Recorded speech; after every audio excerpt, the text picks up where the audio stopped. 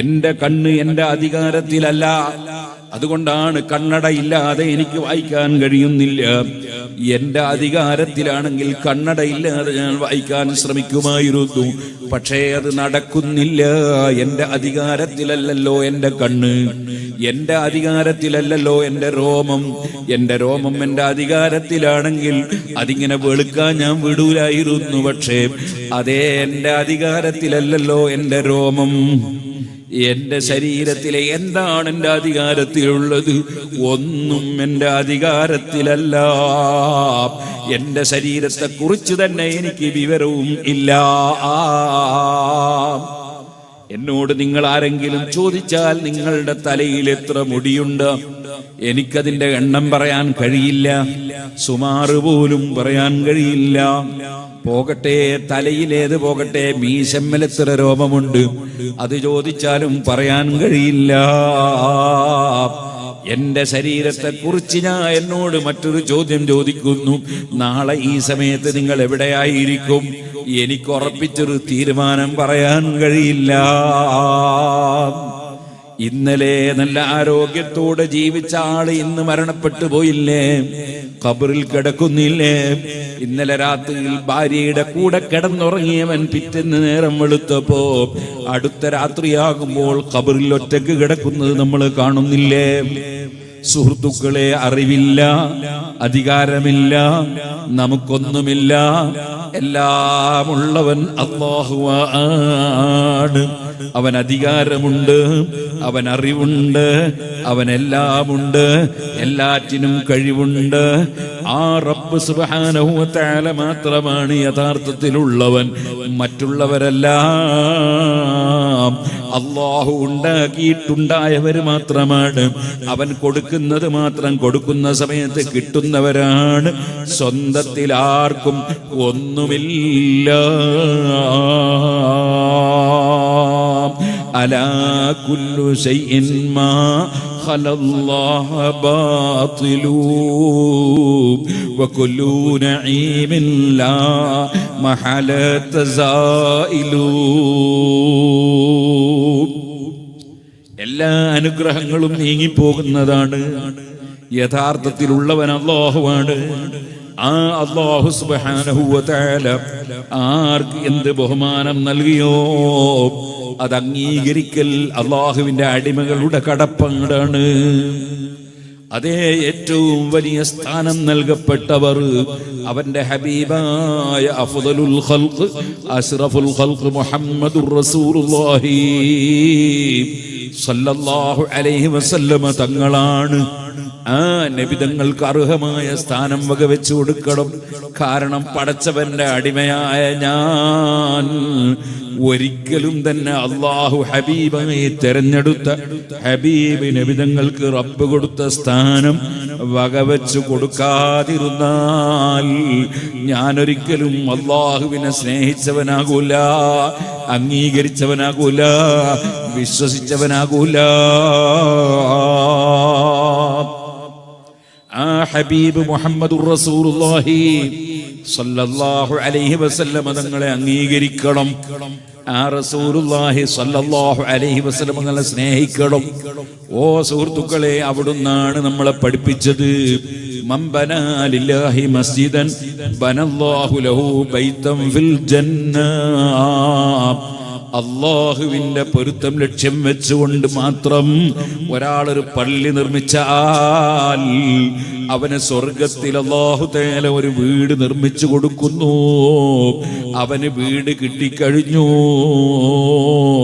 പള്ളി നിർമ്മാണം അത്രയും വലിയ പുണ്യമുള്ള അമലാണ്.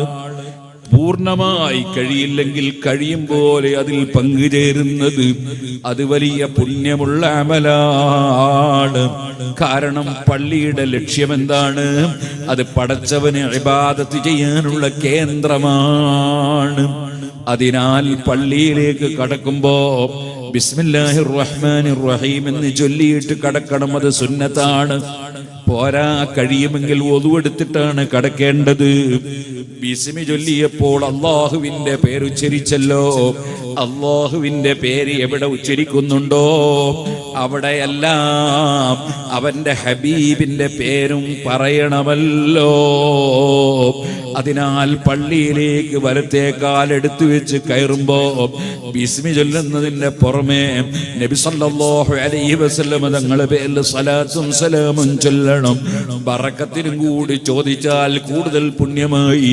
അല്ലാഹുമ്മ സല്ലി വസല്ലിം വബാരിക് അലാ സയ്യിദിനാ മുഹമ്മദ് വഅലാ ആലി സയ്യിദിനാ മുഹമ്മദ്. നബി തങ്ങളുടെ പേരിൽ സ്വലാത്ത് ചൊല്ലുമ്പോൾ അവിടുത്തെ കുടുംബത്തെയും കൂടി കൂട്ടുക എന്നത് പ്രത്യേകം പുണ്യമാണ്. അത് അവിടുത്തോടുള്ള സ്നേഹത്തിന്റെ ഭാഗമാണ്. അവിടുത്തെ കുടുംബത്തെ സ്നേഹിക്കാതെ അവിടുത്തോടുള്ള സ്നേഹം ഒരിക്കലും പൂർണ്ണമാവൂല, ശരിയാവൂല. അതുകൊണ്ടാണ് ഇമാം ശാഫിഈ റളിയല്ലാഹു അൻഹു ചൊല്ലിയത്, യാ അഹ്ല ബൈത്തി റസൂലില്ലാഹി ഹുബ്ബുകുമു ഫർളും മിനല്ലാഹി ഫിൽ ഖുർആനി അൻസലഹു കഫാകുമു മിൻ അളീമിൽ ഖദ്രി അന്നകുമു മൻ ലം യുസല്ലി അലൈക്കും ലാ സ്വലാത ലഹു. ഓ നബിയുടെ കുടുംബമേ, നിങ്ങളെ പേരിൽ സ്വലാത്ത് ചൊല്ലാതെ നിസ്കാരം പൂർണ്ണമാവില്ല. നിങ്ങളെ സ്നേഹിക്കൽ നിർബന്ധമായി ഖുർആൻ തന്നെ പഠിപ്പിച്ച കാര്യമാണ്. ഇമാം ശാഫിഈ റളിയല്ലാഹു അൻഹുവിന് അഹ്ലു ബൈത്തിനോട് വല്ലാത്ത സ്നേഹവും ബഹുമാനവുമാണ്. അക്കാരണത്താൽ ഇമാം ശാഫിഈ റളിയല്ലാഹു അൻഹു സുന്നിയല്ല എന്ന് പറഞ്ഞ പുത്തൻവാദികൾ ഉണ്ട്, പിഴച്ചവരുണ്ട്. അത് കഴിഞ്ഞു പോയ പല മഹാന്മാർക്കും അനുഭവിക്കേണ്ടി വന്ന ഒരു കാര്യമാണ്. ഇമാം ശാഫിഈ റളിയല്ലാഹു അൻഹു റാഫിളത്താണ് എന്ന് പറഞ്ഞു. റാഫിളത്ത് എന്ന് പറഞ്ഞാൽ, ഞാൻ ഇന്ന് രാവിലെ മുതഅല്ലിമീങ്ങൾക്ക് തുഹഫ ഓതി കൊടുക്കുമ്പോൾ നിക്കാഹിന് തൗഖീത്ത് പാടില്ല. അതായത് നിക്കാഹ് ചെയ്യുമ്പോൾ ഒരു മാസത്തേക്ക് നിനക്ക് ഞാൻ നിക്കാഹ് ചെയ്തു എന്ന് പറയാൻ പറ്റും. ഒരു മാസത്തേക്ക് ഞാൻ നിക്കാഹ് ചെയ്തു എന്ന് പറയാൻ പറ്റും. അങ്ങനെ ഒരു അവസരം നിശ്ചയിച്ചു കൊണ്ടുള്ള നിക്കാഹ് പാടില്ല, അത് ശരിയാവില്ല. അങ്ങനെ തൗഖീത്ത് പാടില്ല, സമയം നിശ്ചയിക്കാൻ പാടില്ല. അപ്പോൾ അവിടെ ഇമാം ഇബ്നു ഹജർ ഹൈതമി റളിയല്ലാഹു അൻഹു അവിടെ വിശദമായി ആ വിഷയത്തെ സംബന്ധിച്ച് സംസാരിക്കുന്നുണ്ട്, എഴുതുന്നുണ്ട്. ബഹുമാനപ്പെട്ടവർ പറഞ്ഞു, മുതഅത്തിന്റെ നിക്കാഹ് എന്ന് പറഞ്ഞിട്ട് ആദ്യകാലത്ത് ഒരു നിക്കാഹ് അനുവദിച്ചിരുന്നു തൽക്കാലത്തേക്ക്. അത് പിന്നീട് നബി സല്ലല്ലാഹു അലൈഹി വസല്ലം വിരോധിച്ചു. പിന്നെ അല്പ ദിവസം പിന്നെയും അനുവദിച്ചു. വീണ്ടും അവസാനത്തിൽ അത് എന്നേക്കുമായി വിരോധിച്ചു. അങ്ങനെ ഇമാം മുസ്ലിം റളിയല്ലാഹു അൻഹു റിപ്പോർട്ട് ഹദീസിൽ ഇലാ യൗമിൽ ഖിയാമ വിരോധിച്ചു. പക്ഷേ അതിനെ എല്ലാ ഇമാമിങ്ങളും 4 മദ്ഹബിന്റെ ഇമാമിങ്ങളും അങ്ങനെ ഒരു തൽക്കാല നിക്കാഹ് പറ്റൂല എന്ന് കൃത്യമായി പഠിപ്പിച്ചപ്പോൾ, ഇമാമിങ്ങൾ ഇജ്മാഅ് കൊണ്ട് സ്ഥിരപ്പെട്ടു എന്ന് തന്നെ പറഞ്ഞപ്പോൾ, റാഫിളത്ത് എന്ന് പറയുന്ന ടീം, റാഫിളത്ത് എന്ന് പറഞ്ഞാൽ ആരാണ്? അള്ളാഹുവിന് കയ്യും കാലുമുണ്ടെന്ന് വാദിക്കുന്നവരാണ്. പടച്ചവനൊരു സിംഹാസനത്തിന്റെ മുകളിൽ ഇരിക്കുന്നു എന്ന് പറയുന്നവരാണ്. അള്ളാഹുവിനെ സംബന്ധിച്ച് അനാവശ്യം പലതും പറഞ്ഞവരാണ്. അതേപോലെ സിദ്ദീഖുൽ അക്ബർ റളിയല്ലാഹു അൻഹു പിഴച്ചുപോയി എന്ന് പറഞ്ഞവരാണ്. ഉമർ ഇബ്നുൽ ഖത്താബ് പിഴച്ചുപോയി എന്ന് പറഞ്ഞവരാണ്. ഉസ്മാൻ ഇബ്നു അഫ്ഫാൻ റളിയല്ലാഹു അൻഹു പിഴച്ചുപോയി എന്ന് പറഞ്ഞവരാണ്. എന്നാൽ അലി ഇബ്നു അബീ ത്വാലിബിനെ അമിതമായി ബഹുമാനിച്ചവരുമാണ്. അലി ഇബ്നു അബീ ത്വാലിബ് തങ്ങളെ മാത്രം അമിതമായി ബഹുമാനിക്കുന്നു, മറ്റുള്ള സഹാബത്തിനെ മുഴുവനും വീഴ്ത്തി പറയുന്നു. സുബ്ഹാനല്ലാഹ്, നമ്മളെ കേരളത്തിൽ ആ അസുഖം ഇല്ലായിരുന്നു. ഇപ്പോൾ ചില സർക്കാർ അപ്പാന്നൊക്കെ പറഞ്ഞിട്ട് ചില സാധനങ്ങൾ ഇറങ്ങുന്നുണ്ട്. ഇറങ്ങിയിട്ട് സഹാബത്തിനെ നിന്ദിക്കാൻ വേണ്ടി പഠിപ്പിക്കുന്നുണ്ട്. അതിലൊരു മുസ്ലിമും പെട്ടുപോകരുത് കേട്ടോ.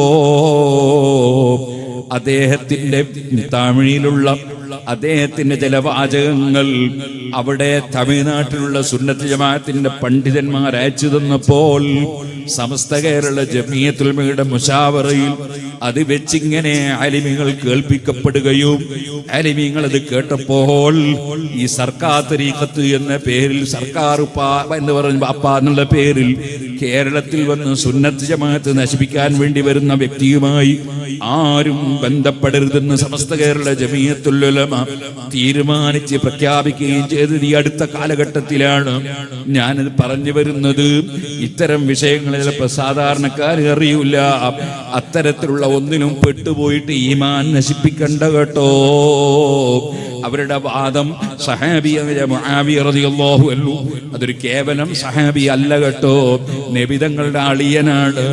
നബി സല്ലല്ലാഹു അലൈഹി വസല്ലം തങ്ങളുടെ അളിയനായ മുആവിയ റളിയല്ലാഹു അൻഹു സഹീഹുൽ ബുഖാരി അടക്കമുള്ള ഒരുപാട് കിതാബുകളിൽ മുആവിയ റളിയല്ലാഹു അൻഹുവിൽ നിന്നുള്ള എത്ര റിപ്പോർട്ടുകളാണ് റിവായത്ത് ചെയ്തിട്ടുള്ളത്.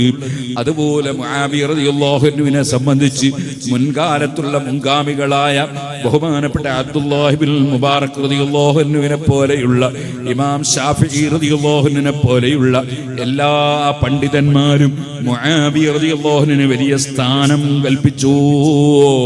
അംർ ഇബ്നുൽ ആസ് റളിയല്ലാഹു അൻഹുവിന്റെ സഹാബികൾ ഉന്നതമായ സ്ഥാനം കൽപ്പിച്ചു. ആ മുആവിയ റളിയല്ലാഹു അൻഹു മുനാഫിഖാണെന്ന് പറഞ്ഞ് ബിരുദമെടുത്ത ചില ചെറുപ്പക്കാർ അതേ പ്രസംഗിക്കുന്നത് കേട്ടപ്പോൾ ഇതെന്തൊരു ആഖിർസമാനാണെന്ന് ചിന്തിച്ചു പോയി. മഹാന്മാരായ ഇമാമിങ്ങൾ ബഹുമാനപ്പെട്ട ഇബ്നു ഹജർ ഹൈതമി റളിയല്ലാഹു അൻഹുവിന് ആ വിഷയം പറയാൻ വേണ്ടി തന്നെ പ്രത്യേകം കിതാബുണ്ട് കേട്ടോ. അതേപോലെ യൂസുഫ് നബ്ഹാനി റളിയല്ലാഹു അൻഹുവിന് അതേ നിങ്ങൾക്ക് കാണാം അല്ല സാലിബുൽ ബദിഅ ഫീ ഫളി സ്വഹാബത്തി വ ഇഖ്നാഇ ശിഅ എന്ന് പറഞ്ഞിട്ട് കിതാബുണ്ട്. അങ്ങനെ എത്രയോ പണ്ഡിതന്മാർ ശിയാക്കളുടെ വാദത്തെ ശക്തിയുക്തം എതിർത്തുകൊണ്ട് എഴുതിയ കിതാബുകളുണ്ട്. കൂട്ടത്തിൽ നിങ്ങൾക്ക് കാണാം അലി റളിയല്ലാഹു അൻഹുവിന്റെ വാചകം ഇബ്നു ഹജർ ഹൈതമി തങ്ങൾ ഉദ്ധരിക്കുന്നുണ്ട്. ഖത്ലായ വ ഖത്ലാ മുആവിയ ഫിൽ ജന്ന. മുആവിയ റളിയല്ലാഹു അൻഹുവിന്റെ പക്ഷത്ത് നിന്നുകൊണ്ട് യുദ്ധം ചെയ്തവരുണ്ട്, അതിൽ കൊല്ലപ്പെട്ടവരുണ്ട്. എന്റെ പക്ഷം നിന്നുകൊണ്ട് യുദ്ധം ചെയ്ത് കൊല്ലപ്പെട്ടവരുമുണ്ട്. രണ്ട് കൂട്ടരും സ്വർഗത്തിലാണെന്ന് സയ്യിദുനാ അലി ഇബ്നു അബീ ത്വാലിബ് റളിയല്ലാഹു അൻഹു തന്നെ പറഞ്ഞത് ഇബ്നു ഹജർ ഹൈതമി തങ്ങൾ എടുത്തുദ്ധരിച്ചതായി കാണാം. ആ മുആവിയ റളിയല്ലാഹു അൻഹുവിന് വേണ്ടി നബി തങ്ങൾ ദുആ ചെയ്ത് കൊടുത്തിട്ടുണ്ട്. മുആവിയ റളിയല്ലാഹുവിന്റെ മഹത്വം എത്രയോ പറയാനുണ്ട്, ഇപ്പോൾ ഞാനതിലേക്ക് കടക്കുന്നില്ല. ഇത്തരത്തിലുള്ള പിഴച്ച വാദക്കാരായ കക്ഷികളാണ് റാഫിളത്ത്. ആ റാഫിളത്ത് സഹാബത്തിനെ ചീത്ത പറയുന്നവരാണ്. ആ റാഫിളത്തിന്റെ ഒരു വാദമാണ് എന്ത്, കുറച്ച് ദിവസത്തേക്ക് ഒരു പെണ്ണിനെ നിക്കാഹ് ചെയ്യുന്ന ഒരു ഏർപ്പാടുണ്ടെന്ന്, മുതഅത്തിന്റെ നിക്കാഹ് എന്ന് പറയുന്ന നിക്കാഹ് ഉണ്ടെന്ന്, അത് റാഫിളത്തിന്റെ വാദമാണെന്ന് എല്ലാ ഇമാമികളും രേഖപ്പെടുത്തിയത് കാണാം. അങ്ങനെയുള്ള പിഴച്ച കക്ഷികൾ അവരുടെ പിഴവുമായി ലോകത്ത് ഇങ്ങനെ ചുറ്റിക്കറങ്ങുന്നുണ്ട്. അവരവരുടെ ആശയം പ്രചരിപ്പിക്കുന്നുണ്ട്. നമ്മൾ അതിലൊന്നും തന്നെ പെട്ടുപോകാൻ പാടില്ല. നമ്മൾ സുന്നത്ത് ജമാഅത്ത് മുറുകെ പിടിച്ചുകൊണ്ട് തന്നെ ജീവിക്കണം. ഞാൻ പറഞ്ഞു വരുന്നത് അല്ലാഹു സുബ്ഹാനഹു വ തആല മാലിക്കുൽ മുലൂക്കാണ്. പടച്ച റബ്ബ് രാജാതിരാജനാണ്. സുബ്ഹാനല്ലാഹ്. നമ്മുടെ കേരളത്തിൽ തന്നെ അള്ളാഹുവിനെ സംബന്ധിച്ച് മാലിക്കുൽ മുലൂക്ക് എന്ന് പറയുന്നതിന് പകരം മടവൂര് ശൈഖ് മാലിക്കുൽ മുലൂക്കാണ്. അതുപോലെ തന്നെ അർശിന്റെ അധിപനാണ്, പടച്ചവനാണെന്ന് പറഞ്ഞ് പാട്ട് പാടുന്നവനുണ്ടല്ലോ. എന്തൊരു ആഖിർസമാനാണ് സുഹൃത്തുക്കളെ. ഇവിടെയാണ് നമ്മൾ ഉണർന്ന് പ്രവർത്തിക്കേണ്ടത്. SSFന്റെ പ്രവർത്തനം, SYSന്റെ പ്രവർത്തനം, മുസ്ലിം ജമാഅത്തിന്റെ പ്രവർത്തനം, നമ്മുടെ സമസ്തയുടെ പ്രവർത്തനം, അതെല്ലാം കൂടുതൽ ഊർജിതപ്പെടുത്തി സുന്നത്ത് ജമാഅത്തിന്റെ ശരിയായ വിശ്വാസം കുഫറിന് പകരം, ബിദ്അത്തിന് പകരം സുന്നത്ത് ജമാഅത്തിന്റെ വിശ്വാസം ജനങ്ങളിൽ ഊട്ടി ഉറപ്പിക്കാൻ അതീ തീവ്രമായ ശ്രമം ആവശ്യമുള്ള കാലഘട്ടത്തിലാണ് നമ്മൾ ജീവിക്കുന്നത് കേട്ടോ.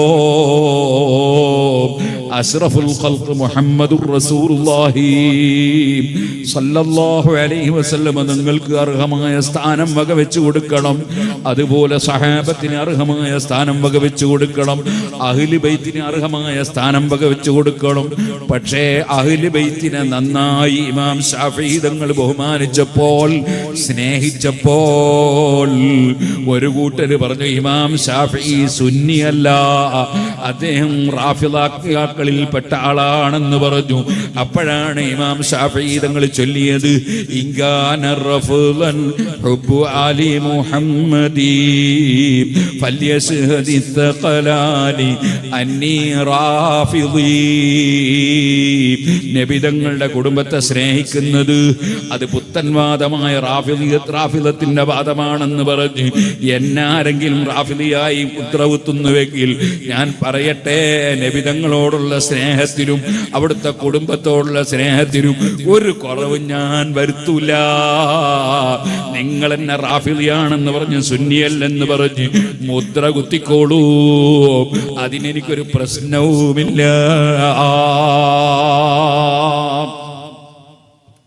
ഓ സുഹൃത്തുക്കളെ, അല്ലാഹുവിന്റെ ദീൻ പ്രചരിപ്പിച്ച സുന്നത്ത് ജമാഅത്തിന്റെ ആലിമീങ്ങൾ അവർ ഉള്ള ഹഖ് ഹഖായി തുറന്നു പറയും. അവിടെ ആരെയും ഭയപ്പെട്ട് ഒന്നും പറയാതെ അവർ മുന്നോട്ട് പോവില്ല. ഇരിക്കട്ടെ, അപ്പൊ അല്ലാഹുവിന്റെ അടിമകളായ നാം അല്ലാഹു അക്ബർ എന്ന് പള്ളിയിൽ വെച്ച് വിളിക്കുമ്പോൾ അല്ലാഹു വലിയവനാ, അതാവർത്തിച്ച് പറയുകയാണ്.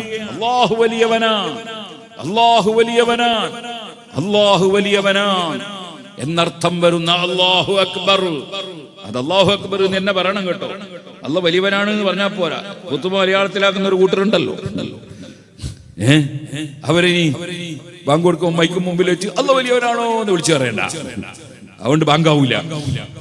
അത് എങ്ങനെയാണോ നബി സല്ലല്ലാഹു അലൈഹി വസല്ലം സഹാബത്തും പഠിപ്പിച്ച് അതേപോലെ ചെയ്യണം. നിസ്കാരവും അതുപോലെ തന്നെ അല്ലാഹു അക്ബർ എന്ന് തന്നെ പറയണം. എടാ അല്ലാഹു വലിയവനാണെന്ന് നിസ്കാരം ശരിയാവില്ല. ഇതേപോലെ ഖുതുബയും നബി സല്ലല്ലാഹു അലൈഹി വസല്ലം സഹാബത്തും അങ്ങനെ മുൻഗാമികളായ മുഴുവൻ പണ്ഡിതന്മാരും നിർവഹിച്ചതുപോലെ അറബിയിൽ തന്നെ നിർവഹിക്കണം, അല്ലെങ്കിൽ ഖുതുബയാവില്ല. അങ്ങനെ അല്ലാഹു അക്ബർ, അല്ലാഹു വലിയവനാണ് അർത്ഥം വരുന്ന ആ മഹത്തായ വചനം വിളിച്ചു പറഞ്ഞ് അവസാനം ഹയ്യ അലസ് സലാഹ്, നിസ്കാരത്തിലേക്ക് വരൂ എന്നർത്ഥം വരുന്ന ബാങ്ക് കേൾക്കുമ്പോ പള്ളിയുടെ തൊട്ടടുത്തുള്ള ആളുകൾ പള്ളി ഉദ്ഘാടനത്തിനൊക്കെ വളരെ ജോറാണ്, സുബഹിക്ക് പള്ളിയിൽ വരുന്നില്ല. അങ്ങനെയാകല്ലേ ചെറുപ്പക്കാരാ, നീ പള്ളിയിൽ സുബഹി നിസ്കരിക്കാൻ വരൂ. നീ ആ ജമാഅത്തിന് പങ്കെടുത്താൽ നിനക്ക് കിട്ടുന്ന പ്രതിഫലം എത്രയാണ്? സുബ്ഹാനല്ലാഹ്, 70 ഇരട്ടിയിലധികം പ്രതിഫലം ലഭിക്കുമെന്നാണ് മഹാനായ ഇബ്നു ഹജറുൽ ഹൈതമി തങ്ങൾ തുഹഫയിൽ പഠിപ്പിച്ചിട്ടുള്ളത്. 27 ഇരട്ടി എന്നൊക്കെ ഹദീസിൽ വന്നതൊക്കെ പഠിച്ച ആളാണ് ഇബ്നു ഹജറുൽ ഹൈതമി തങ്ങൾ. അവിടുന്നാണ് പറയുന്നത് 70-ലധികം ഇരട്ടി പ്രതിഫലമോത്തോളം ജമാഅത്തായി നിസ്കരിക്കുമ്പോൾ ലഭിക്കും. സുബ്ഹാനല്ലാഹ്, 1 ഉറുപ്പിയക്ക് പകരം 70 കിട്ടുമെങ്കിൽ നമ്മൾ ആരെങ്കിലും അത് ഒഴിവാക്കുമോ? എന്നാൽ ഈ ജമാഅത്തിന്റെ മഹത്വത്തെ കുറിച്ച് പലരും ശ്രദ്ധരല്ല. കൃത്യമായി പള്ളിയിൽ ജമാഅത്തിനെത്താൻ നോക്കണം. പ്രത്യേകിച്ച് സുബ്ഹിന്റെ സമയത്ത് തിരക്കില്ല, ജോലിയില്ല, എല്ലാവർക്കും വരാൻ പറ്റുന്നതല്ലേ സുബ്ഹിന്റെ സമയം. ഏറ്റവും മഹത്വമുള്ള ജമാഅത്ത് അത് സുബ്ഹിന്റെ ജമാഅത്താണ് കേട്ടോ. സുബ്ഹിന്റെ ജമാഅത്തും ഇശാഇന്റെ ജമാഅത്തുമാണ് ഏറ്റവും ശ്രേഷ്ഠതയുള്ള ജമാഅത്ത്.